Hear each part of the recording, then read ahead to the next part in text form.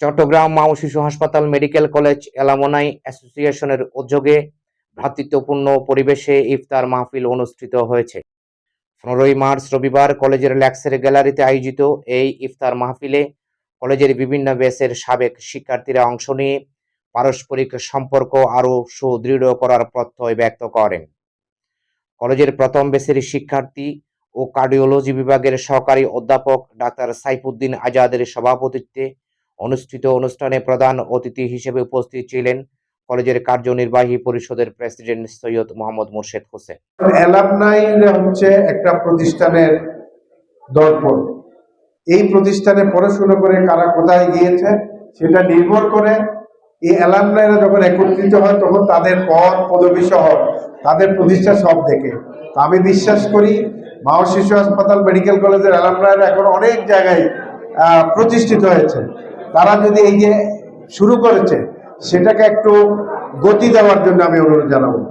Doctor Mohammad জাহিদের সঞ্চালনায় ইফতার মাহফিলে বিশেষ অতিথি হিসেবে উপস্থিত ছিলেন হাসপাতালের কার্যনির্বাহী পরিষদের সদস্য প্রফেসর ডাক্তার আব্বাস উদ্দিন, পরিচালক মেডিকেল অ্যাফেয়ার্স ডাক্তার আশরাফুল করিম।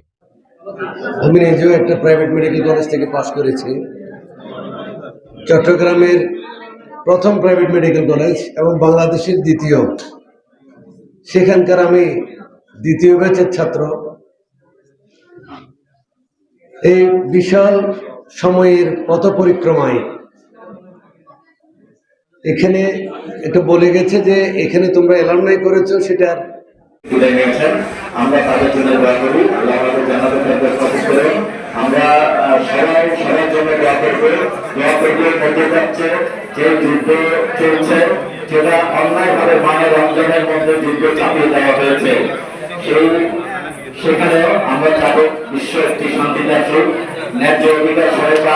এবং অনুষ্ঠানে অন্যান্যদের মধ্যে বক্তব্য রাখেন দ্বিতীয় ব্যাচের ডাক্তার জাহিদ, তৃতীয় ব্যাচের ডাক্তার রাকিব, চতুর্থ ব্যাচের ডাক্তার তাজনুবা ফাতেমা, পঞ্চম ব্যাচের ডাক্তার সাইয়েদ বক্স, অষ্টম ব্যাচের ডাক্তার আরিফুল এবং 12তম ব্যাচের ডাক্তার হৃদয়।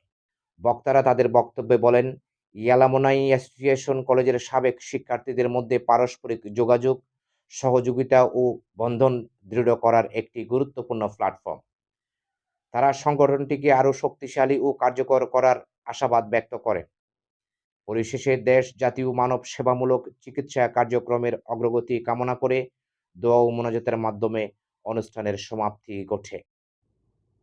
Purbadhara news desk, Chittagong.